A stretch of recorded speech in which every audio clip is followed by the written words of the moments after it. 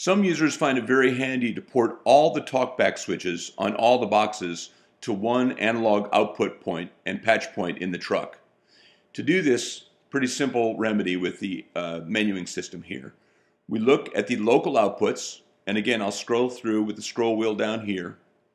I've selected the output selection. Back over here, and I'll scroll through to the first talkback output. I can go over to the channel setup and select the source for that output by tapping here. And as you can see, there are some source options here. I'm going to scroll through the wheel to show what those sources are.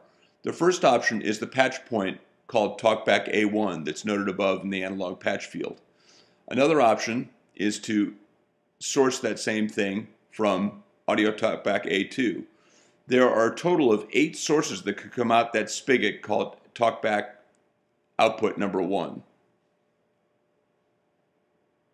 Additionally, I can mix all the talkback 1 buttons on all the ADX units. I can mix all of them to come out that port. I can mix all of the talkback 2 buttons and have that sound come out that particular analog port. Or I can mix all of the talkback buttons. This means all the talkback buttons number 1, all the talkback buttons number 2 on all the ADX units.